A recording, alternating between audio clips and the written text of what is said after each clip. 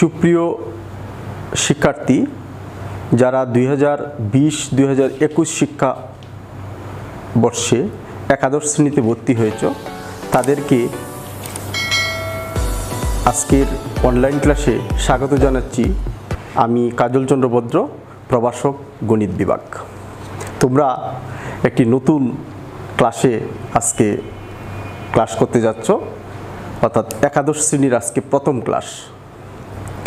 আমরা একাদশ শ্রেণীর সিলেবাস সম্পর্কে জানব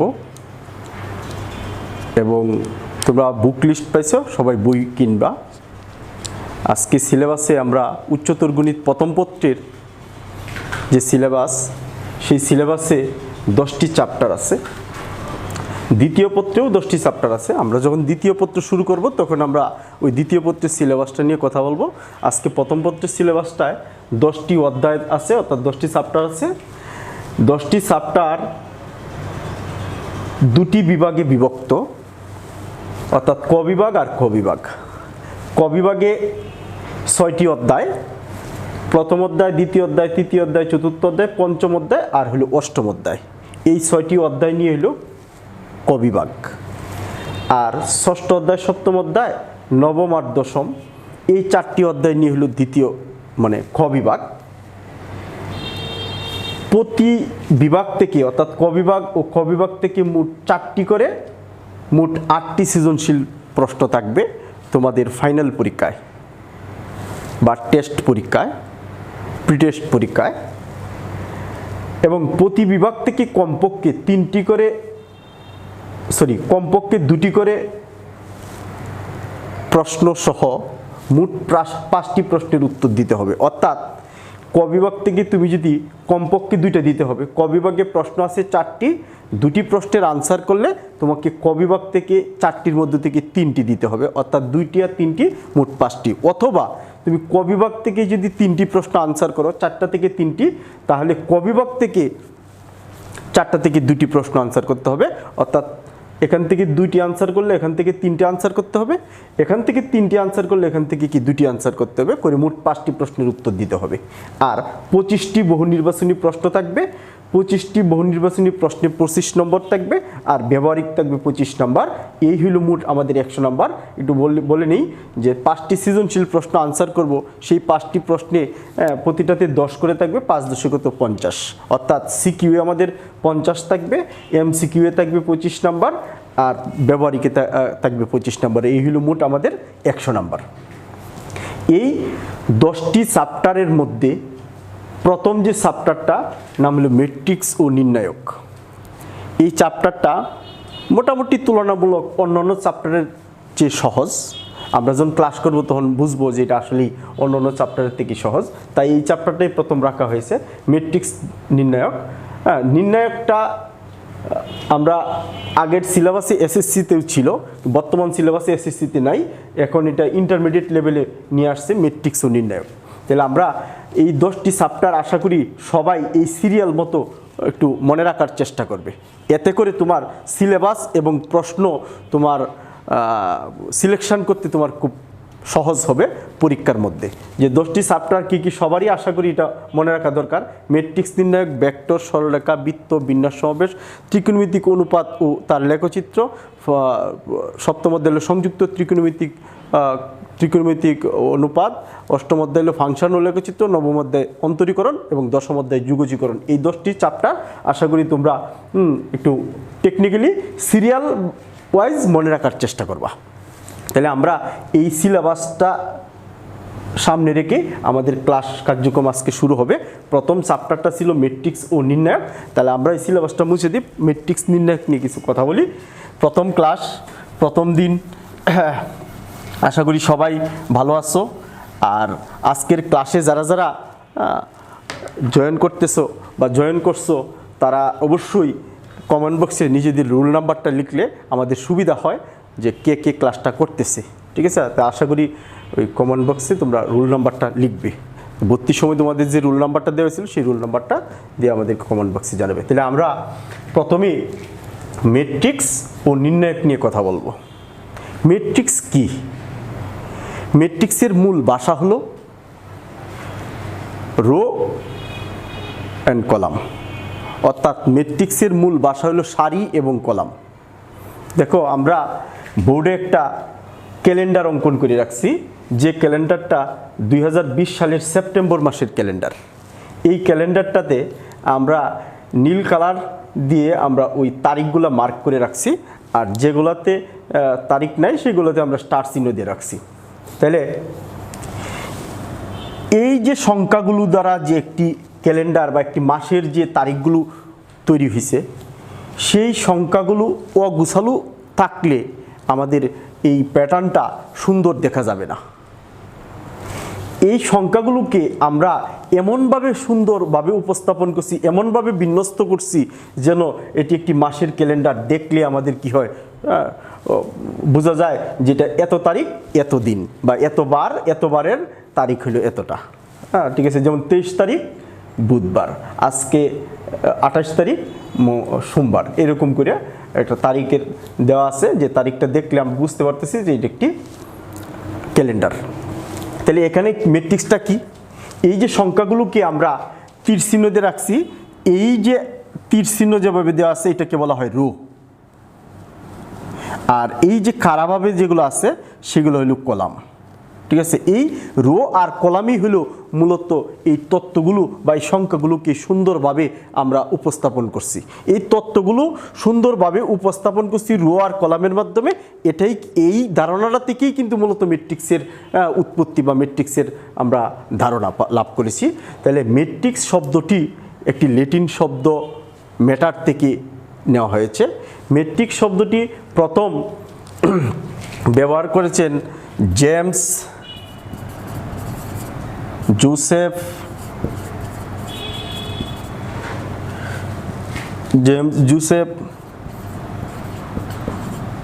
সিলভার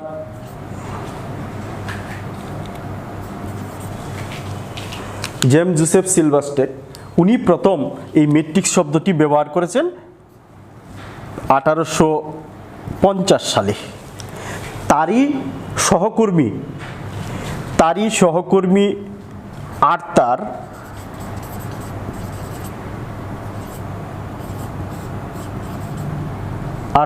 কেইলি 1858 সালে এই ম্যাট্রিক্স সম্পর্কে বিস্তারিত একটি ধারণা দেন। এই কারণে এই আর্থার কেইলিকে ম্যাট্রিক্সের জনক বলা হয়। তাহলে ম্যাট্রিক্স হলো কতগুলো সংখ্যাকে আমরা সারি এবং কলামের মাধ্যমে কী করলাম, সুন্দরভাবে উপস্থাপন করলাম। সারিটা হলো ভূমির সমান্তরাল, আর কলামটা হলো ভূমির উপর লম্বভাবে আছে। অর্থাৎ সারির ইংরেজি রো, তাই সারিকে আমরা আর দ্বারা সূচিত করি, আর কলামের ইংরেজি তো কলামই, তাকে আমরা সি দ্বারা প্রকাশ করি। তাহলে এখানে রো আছে 1 number rho, 2 number rho, 3 number rho. তারপরে এটা R1, এটা R2, এটা R3, এটা R4, এটা R5। আর এটা হলো column 1, column 2, column 3, column 4, column 5, column 6, column 7। এইভাবে আমরা সারি কলাম অসংখ্য আমরা লিখতে পারবো। তাহলে এইটাই হলো একটা মূলত কি ম্যাট্রিক্স। তাহলে আমরা ম্যাট্রিক্স জিনিসটা হলো কতগুলো সংখ্যা, কতগুলো তত্ত্ব, কতগুলো প্রতীক, কতগুলো বস্তুকে যদি আমরা সারিভাবে এবং কলামভাবে যদি উপস্থাপন করে যে গাণিতিক কাঠামোটা আমরা দাঁড় করাবো, সেটাই মূলত কি একটি ম্যাট্রিক্স। তাহলে এই ম্যাট্রিক্সটা বা এই যে সংখ্যাগুলোকে আমরা একটা সুন্দরভাবে উপস্থাপন করছি, তাকে কিন্তু আমরা একটা বক্সের ভিতরে আবদ্ধ করছি। সেই বক্সটা ম্যাট্রিক্সের ভাষায় হইতে হবে প্রথম বন্ধনী, অথবা হইতে হবে কি তৃতীয় বন্ধনী, অথবা হইতে হবে 2 জোড়া সরল রেখা। তাহলে এই তত্ত্বগুলোকে যদি সারি এবং কলামের মাধ্যমে, অর্থাৎ আয়তাকার বা বর্গাকারভাবে সাজিয়ে যদি প্রথম বন্ধনী অথবা তৃতীয় বন্ধনী অথবা 2 জোড়া সরল রেখা, অর্থাৎ ডাবল সাবস্ক্রিপ্ট, এটাকে বলা হয় ডাবল সাবস্ক্রিপ্ট, ইংরেজিতে বলে ডাবল সাবস্ক্রিপ্ট, আর বাংলায় বলে 2 জোড়া সরল রেখা। ঠিক আছে। এখানে 1 জোড়া আছে, এখানে 1 জোড়া আছে, 2 জোড়া সরল রেখা। এই তত্ত্বগুলোকে যদি কি করি আমরা আবদ্ধ করলে যে গাণিতিক কাঠামোটা আমরা ধার করাতে পারবো বা যে কাঠামোটা আমরা দেখতে পারবো সেটাই মূলত কি ম্যাট্রিক্স।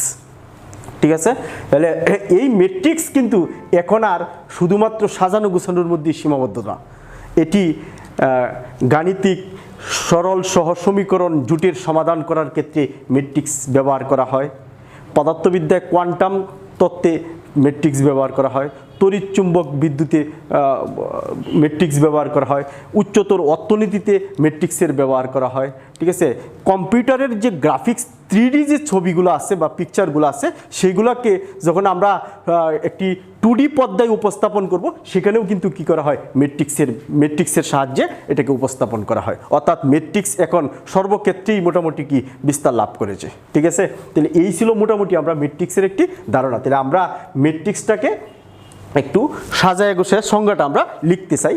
কেন সংজ্ঞাটা লিখতে চাই?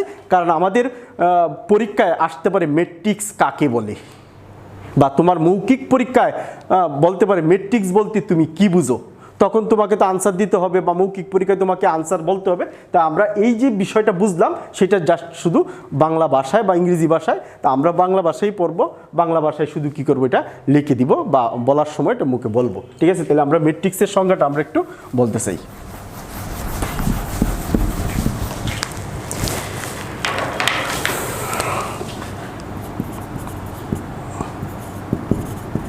ম্যাট্রিক্স লক্ষ্য করো, আমরা এটা ইংরেজিতেও লিখতে পারবো, বাংলায়ও লিখতে পারবো। ঠিক আছে, তো বাংলায় লিখলে আমরা এরকম করে ম্যাট্রিক্স লিখব, বাংলায় লিখলাম। এখন কথা হইলো এখানে লিখছি আমরা ম্যাট্রিক্সেস আর এখানে লিখছি আমরা ম্যাট্রিক্স। এই ম্যাট্রিক্সেস আর ম্যাট্রিক্সের মধ্যে পার্থক্যটা কি? এখানে বানানটা এই বানানটার মধ্যে পার্থক্যটা কি? এখানে আছে MATRICES ম্যাট্রিক্সেস, মানে অনেকগুলা ম্যাট্রিক্স হইতে পারে, এখানে এটাকে ম্যাট্রিক্সেস বলা হয়। আর এখানে শুধুমাত্র একটা ম্যাট্রিক্সকে উপস্থাপন করছি, এখানে ম্যাট্রিক্স শব্দটা এরকম MATRIX ম্যাট্রিক্স হয়েছে। অর্থাৎ আমরা তো ম্যাট্রিক্স বলতে অনেকগুলো ম্যাট্রিক্স বুঝি, কিন্তু লেখার সময় তো আমরা একটা ম্যাট্রিক্সকে মানে একটা করে আমরা ডেফিনেশনটা লিখব, তাই ম্যাট্রিক্স লিখবো আমরা। তো ম্যাট্রিক্সের সংজ্ঞাটা কি? কতগুলো সংখ্যা বা তত্ত্ব বা প্রতীক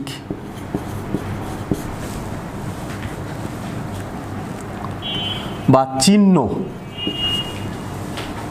কতগুলো সংখ্যা বা তত্ত্ব বা প্রতীক বা চিহ্নকে এখানে লিখি, চিহ্নকে যদি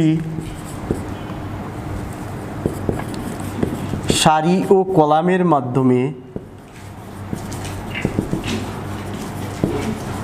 কলামের মাধ্যমে সাজিয়ে আয়তাকার বা বর্গাকার ভাবে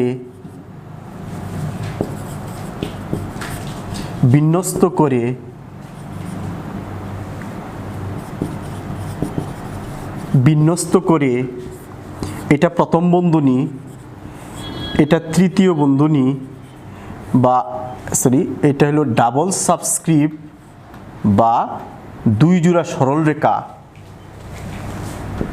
এই প্রতীকগুলো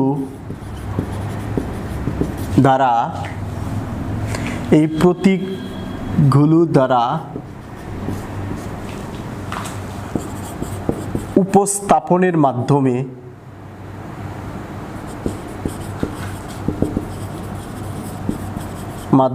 যে গাণিতিক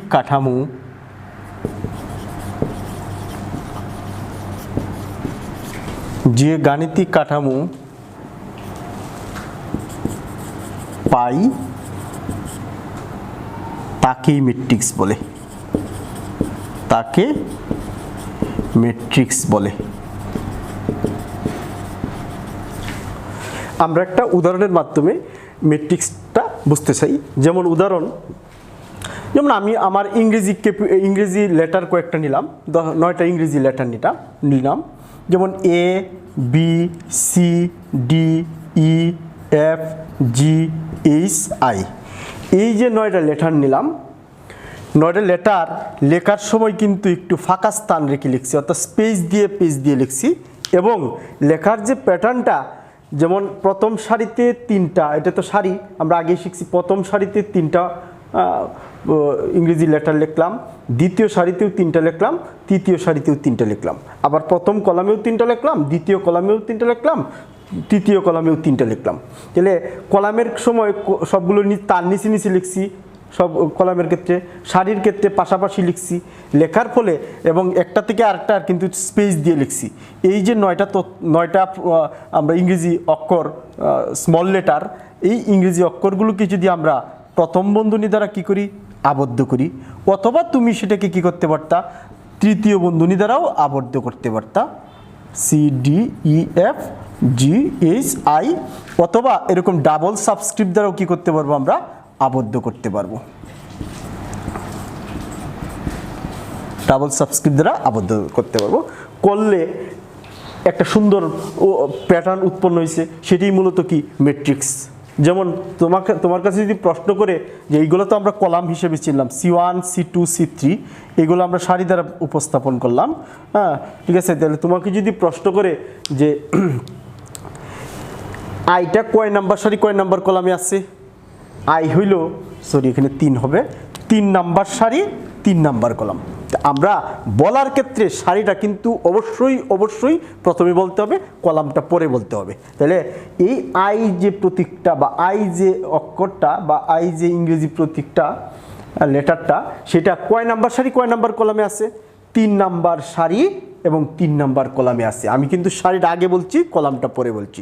তুমি যদি কলাম আগে বলো আর সারি পরে বলো তাহলে হবে না। তাহলে অবশ্যই আই ইংরেজি অক্ষরটা সেটা 3 নাম্বার সারি 3 নাম্বার কলামে আছে। তাহলে ই অক্ষরটা 2 নাম্বার সারি 2 নাম্বার কলামে আছে, ডি অক্ষরটা 2 নাম্বার সারি 1 নাম্বার কলামে আছে। এই যে আমরা দ্রুততার সাথে তাদের অবস্থান আমরা উপস্থাপন করতে পারছি, সেটাই কিন্তু মূলত কি ম্যাট্রিক্স, ঠিক আছে।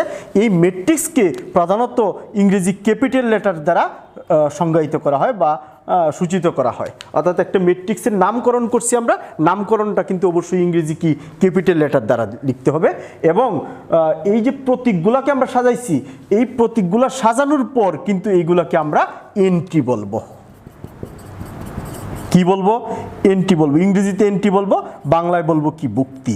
এখন কিন্তু এ বলতে কিন্তু ইংরেজি অক্ষর বা ইংরেজি অক্ষর ABC বলা যাবে না, এটা একটা কি বলতো বুক্তি সবগুলোই কি হবে বুক্তি, বা ইংরেজিতে কি বলবো এন্ট্রি। এই বুক্তিগুলো কিন্তু অবশ্যই কি করতে হবে, যদি আমরা এরকম ইংরেজি প্রতীক লিখছি তখন আমরা স্মল লেটার লিখবো, সংখ্যায় লিখলে তো সংখ্যা আমরা 1 2 3 4 5 যেভাবে লিখি সেভাবে লিখবো, ঠিক আছে। তাহলে এই প্রত্যেকটাই কিন্তু একটা কি বুক্তি। অর্থাৎ এই ম্যাট্রিক্সের ভিতরে যে সংখ্যাগুলো বা যে প্রতীকগুলো যে চিহ্নগুলো আমরা ব্যবহার করব, সেইগুলো সারি এবং কলামের মাধ্যমে ব্যবহার করব, সেইগুলোকে আমরা কি বলবো, ম্যাট্রিক্সের বুক্তি বলবো। অবশ্যই যদি ইংরেজি অক্ষর ব্যবহার করি তাহলে সেগুলা স্মল লেটার লিখতে হবে। আর ম্যাট্রিক্সকে আমরা প্রধানত কি করব, আমরা ইংরেজি ক্যাপিটাল লেটার দ্বারা কি সূচিত করব, ঠিক আছে। আর বুক্তিগুলো লেখার সময় অবশ্যই মাঝখানে কি রাখতে হবে, ফাঁকা স্থান রাখতে হবে, অর্থাৎ একটার সাথে আরেকটা যেন কি এটা ডিস্টেন্স মিনিয়ে কি করতে হয়, লিখতে হয়, অর্থাৎ বোঝা যায় যে এটা একটা বুক্তি, এটা একটা বুক্তি, এটা একটা বলতে, প্রত্যেকটা কিন্তু আলাদাভাবে লিখতে হবে, স্পেস দিয়ে লিখতে হবে। এইটাই ছিল মূলত একটা কি ম্যাট্রিক্সের উদাহরণ, ঠিক আছে। তাহলে এইরকম জিনিস কিন্তু আমরা বাস্তব জীবনে উদাহরণ দেখতে পাই। যেমন মনে করো তুমি দোকানে গিয়া একটা কুক কিনতে চাইলা, কুকগুলা মনে করো 10টা বা 20টা কুক বা 27টা 28টা কুকের বোতল মনে করো একটা ইয়ের মধ্যে কেসের ভিতরে রাখলো, এরকম একটা কেস থাকে, এই কেসটার ভিতরে এই জায়গায় কিন্তু কি থাকে, কুক রাখা থাকে, ঠিক আছে।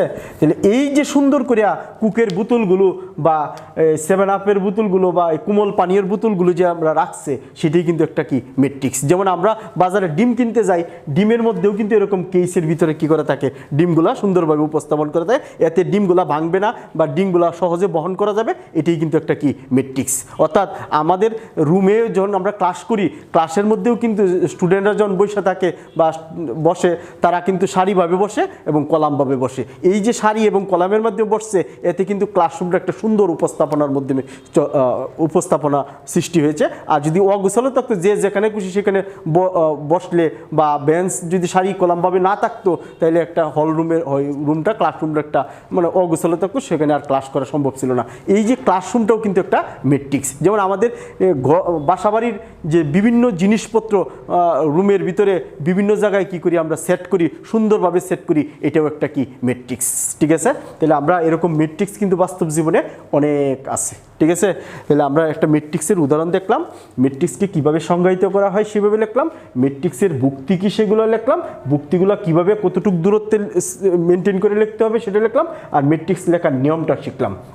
ঠিক আছে, সারি কলাম কোনটা শিখলাম, আর সারি আর কলামগুলো আমাদের কোনটা বলতে হবে আগে, সারিটা বলতে হবে, কলামটা পরে বলতে হবে। ঠিক আছে, তাহলে আমরা ম্যাট্রিক্স নিয়ে মোটামুটি একটা ধারণা লাভ করলাম। এবার আমরা ম্যাট্রিক্সের মাত্রা নিয়ে কথা বলবো।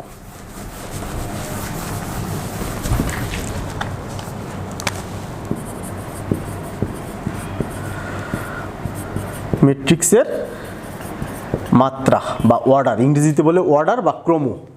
ম্যাট্রিক্সের মাত্রা, যেমন আমরা একটা ম্যাট্রিক্স লিখলাম 1 2 3 5 6 7 0 -1 2, এই যে একটা ম্যাট্রিক্স লিখলাম, এই ম্যাট্রিক্সটার মধ্যে এইগুলো হলো সারি, 1 নাম্বার সারি, এইটা 2 নাম্বার সারি, এইটা 3 নাম্বার সারি, এইটা 1 নাম্বার কলাম, এইটা 1 নাম্বার কলাম, এইটা 2 নাম্বার কলাম, এইটা 3 নাম্বার কলাম।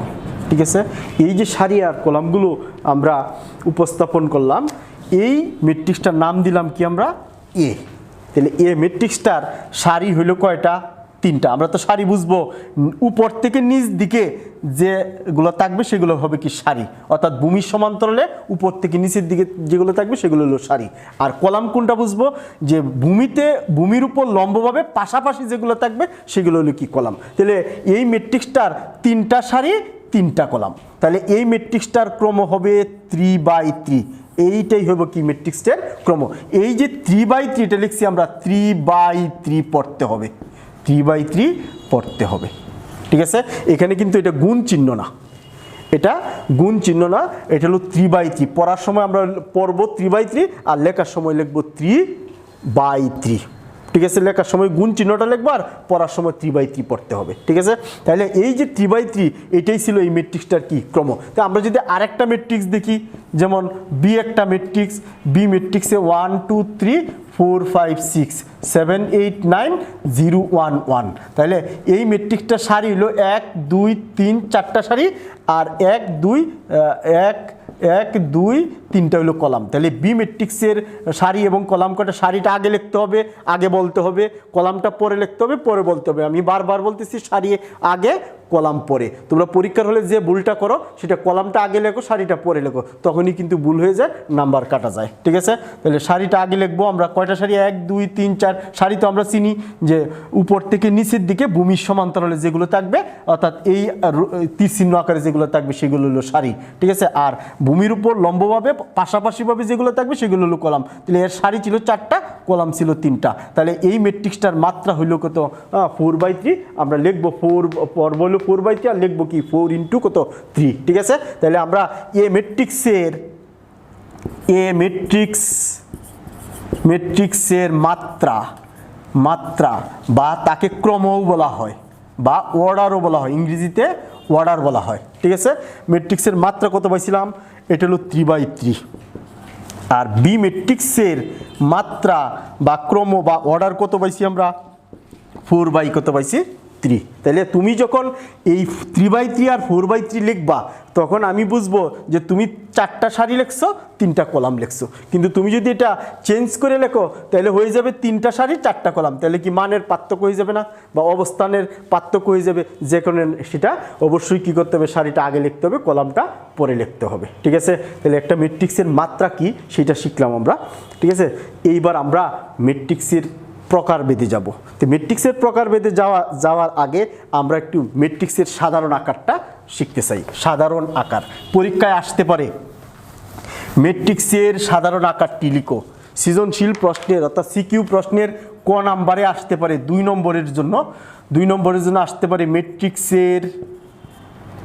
ম্যাট্রিক্সের সাধারণ আকারটি লিখো, সাধারণ আকারটি লিখো।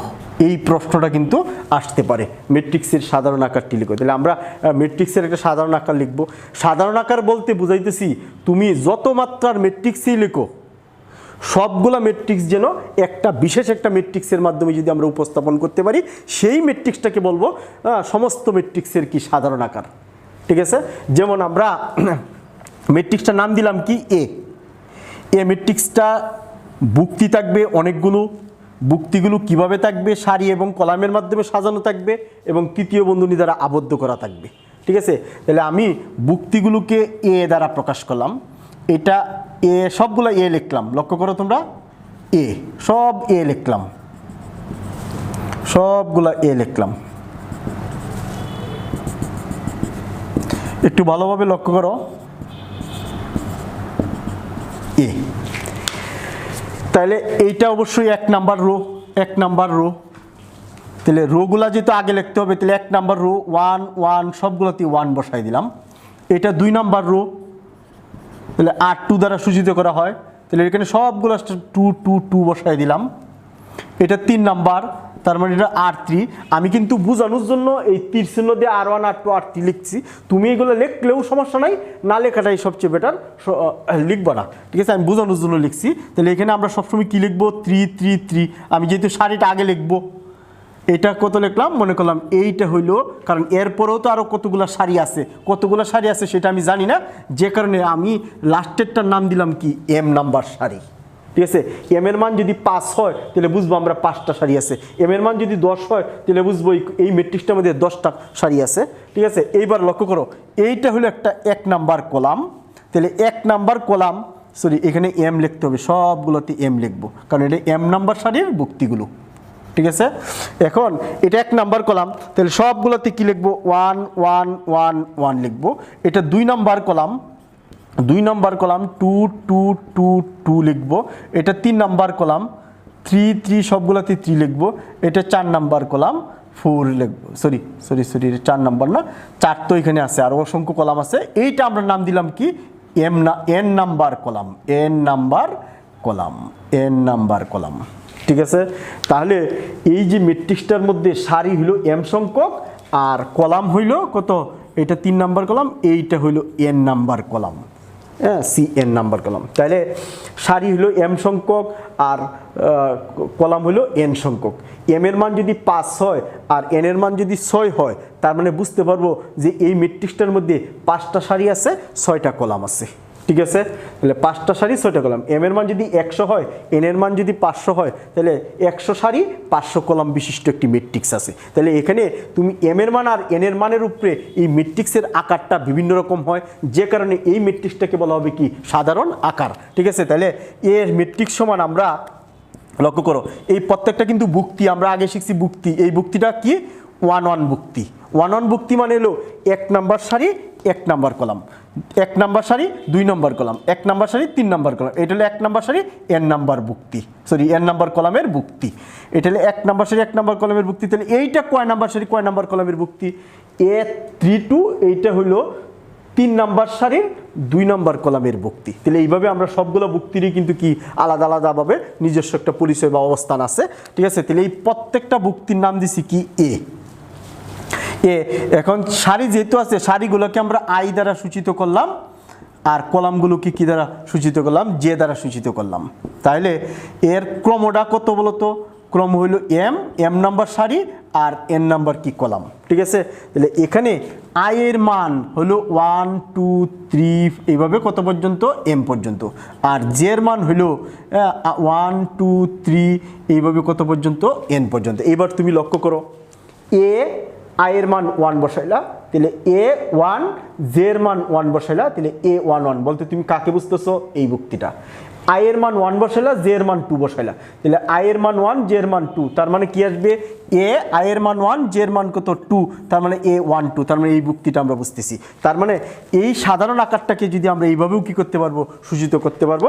আই এর মান যদি আমরা এম বসাই আর জে এর মান যদি এন বসাই, তাহলে এ এম এন, তার মানে কি হবে এ এম এন, তার মানে আমরা এই বুক্তিটাকে বুঝতেছি। অর্থাৎ এই ফর্মটা দ্বারা আমরা এই ম্যাট্রিক্সের সকল বুক্তিগুলো কি করতে পারতেছি, উপস্থাপন করতে পারতেছি, যে কারণে এটি হলো কি ম্যাট্রিক্সের সাধারণ আকার। ঠিক আছে, তাহলে আমরা ম্যাট্রিক্সের সাধারণ আকারটা ছিলাম। ঠিক আছে, তোমাকে যদি বলে ম্যাট্রিক্সের সাধারণ আকারটি লিখো, তাহলে তুমি লিখবা আনসারে কি লিখবা, সমাধানটা যখন লিখবা তুমি খাতায় লিখবা, সমাধান তো লিখবা না, আমি সমাধান করতেছি দিকে লিখতেছি। তুমি লিখবা যে এম সংখ্যক ও এন সংখ্যক এম সংখ্যক সারি ও এন সংখ্যক কলাম বিশিষ্ট একটি matrix A is equal to এত, এই পর্যন্ত লেখার পরে এইটুক লেখার পরে যে লিখবা এম সংখ্যক সারি ও এন সংখ্যক কলাম বিশিষ্ট একটি ম্যাট্রিক্স এ, পরে আমরা এটা লিখলাম ইহাই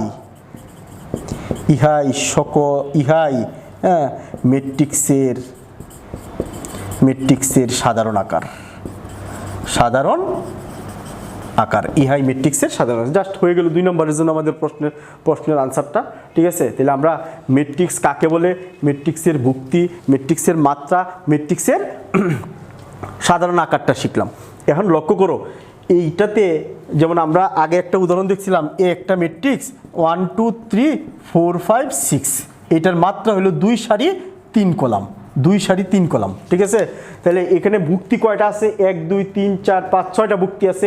তাহলে সারি আর কলামের সংখ্যাটা যদি আমরা গুণ করলে কিন্তু ওই ম্যাট্রিক্সটির ভুক্তির সংখ্যা পেয়ে যাব। তাহলে এটাতে সারি ছিল এম সংখ্যক, কলাম ছিল এন সংখ্যক, তাহলে এম আর এন গুণ করলে কত হবে এম এন, এম আর কত আছে এন, তার মানে এই ম্যাট্রিক্সটার ভুক্তির সংখ্যা কত আসবে এম এন সংখ্যক ভুক্তি।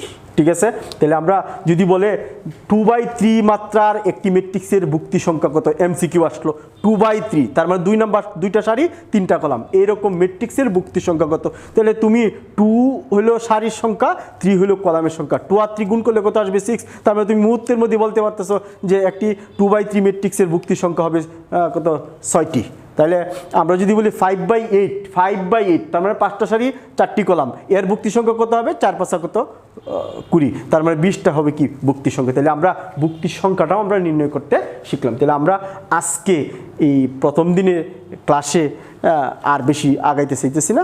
ঠিক আছে, আমরা পরবর্তী ক্লাসে ম্যাট্রিক্সের প্রকারভেদ নিয়ে কথা বলবো। ম্যাট্রিক্স একটি মজার বিষয়। ঠিক আছে, তাহলে আমরা সেই ক্লাসে অনেক কিছু শিখব। তাহলে সেই পর্যন্ত আমি মনে করি তোমরা আজকের যে ক্লাসটা আছে সেই ক্লাসটা মনোযোগ সহকারে দেখবা, এবং কোনো জায়গায় যদি বুঝতে সমস্যা হয় তাহলে আমাকে জানাবা কমেন্ট বক্সে। আর অবশ্যই তুমি রোল নাম্বারটা কমেন্ট বক্সে দিবা, যেন আমি বুঝতে পারি যে তুমি ক্লাসটা করেছো। ঠিক আছে, তাহলে আমরা নেক্সট ক্লাসে আবার ম্যাট্রিক্স নিয়ে কথা বলবো। সেই পর্যন্ত ধন্যবাদ, সুস্থ থাকো।